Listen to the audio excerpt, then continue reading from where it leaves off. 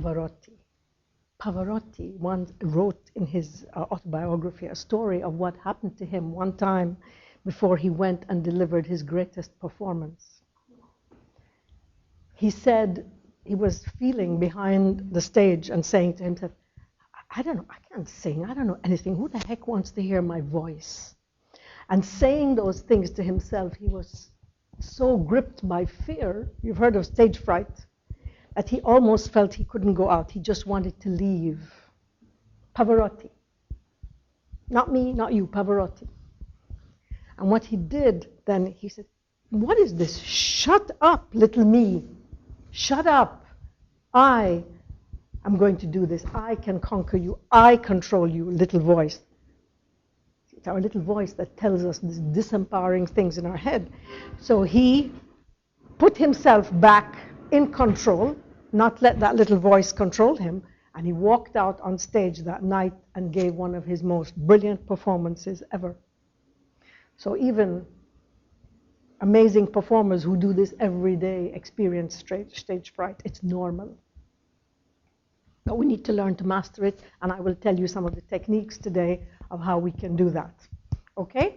Now, very briefly about ICTN. We are International Consulting and Training Network, and we offer integrated management services. What that means is that we don't just go to a company and train employees.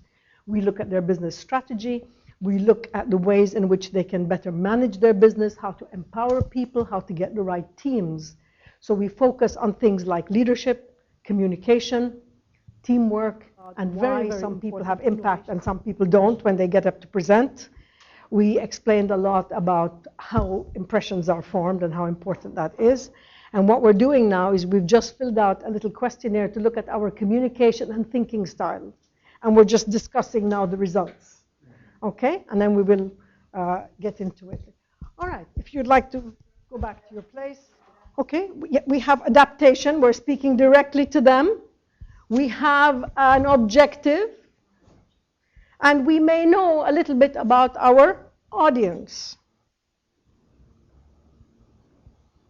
So I may come up and begin my presentation a little bit differently if I'm speaking to an audience. I might begin like most of you in this room are below the age of 50. A few maybe above, including myself. And many of us wonder, how long can we continue to learn and evolve mentally? I'm not asking you for an answer. We use rhetorical questions. A rhetorical question is a question that does not require an answer. The last book that many of you read was probably the last book that was required before you graduated from university. And that's where it ended. Today, with the information overload that we are exposed to, it is very possible that we ignore a lot of information. It's too complex. Talking to you, but I'm not really asking you for any feedback.